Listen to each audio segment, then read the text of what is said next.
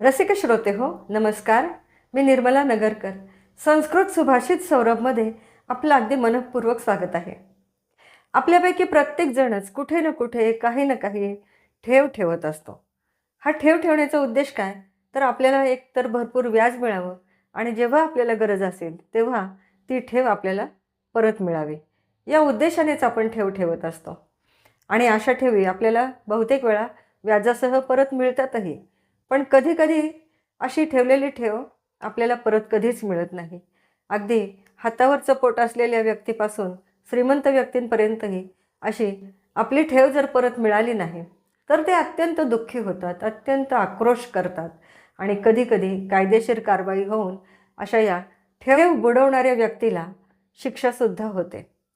पण आपली ठेव बुडवली म्हणून स्वतःला धन्य समजणारे आणि ज्यांनी ठेव बुडवली त्याला धन्यवाद देणारे असं ऐकलंय का कधी? नाही ना?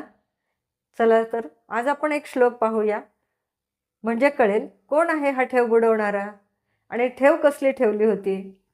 श्लोक आधी ऐकूया, मग त्याचं स्पष्टीकरण बघूया. श्लोक असा आहे: साक्षीकृत्य महेश्वरम स गिरिजम स्वर्गापगायास्तटे प्राणानां शरणं कलेवरधनं न्यासीकृतं सज्जनैः भूयो भूरितरैरुपाय निकरैः सम्प्रार्थ्यमाना तुया दातुं नेच्छति सा नु किं मुनिवरैः काशी सुधन्यायते. आता बघा कुणी ठेव ठेवली आहे. आपण आधी प्रत्येक शब्दाचा अर्थ बघूया.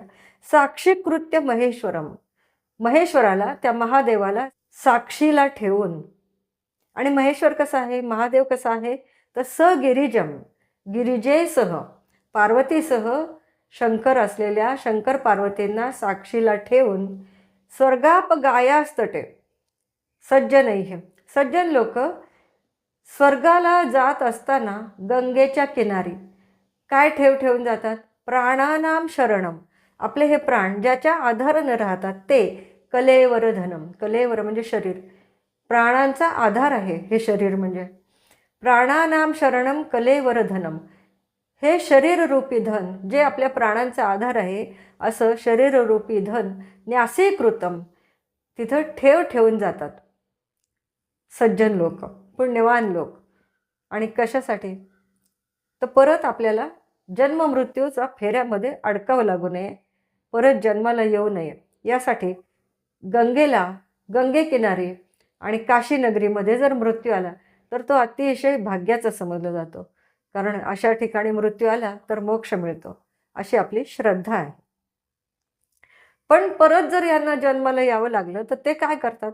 भूयो भूरितरैरुपाय निकरैः, भूयो म्हणजे पुन्हा, पुन्हा जर जन्माला आले, आणि भूरितरैः उपाय निकरैः, उपाय निकर म्हणजे अनेक उपाय, आणि भूरितर म्हणजे भरपूर, पुन्हा पुन्हा भरपूर उपाय करून सुद्धा संप्रार्थ माना तुया, जिला प्रार्थना केली जाते, दातुम नेच्छति सा, आणि ती काशी नगरी कशी आहे? दातुम नेच्छति सा, सा म्हणजे ती, ती म्हणजे ती काशी नगरी देऊ इच्छित नाही, दातुम नेच्छति, ती जी ठेव ठेवलेली आहे, प्राणांचा आधार असलेलं कलेवर आपलं शरीर, तिथे जी ठेव म्हणून ठेवलेली आहे ती काशी नगरी अजिबात द्यायला तयार नाही. असं असून सुद्धा नु किम मुनिवरैः काशी सुधन्यायते, ती काशी आपली ठेव बुडवते तरीसुद्धा श्रेष्ठ मुनिजन, मुनिवरैः, श्रेष्ठ मुनिजन अशा काशीला धन्य धन्य असं का म्हणतात?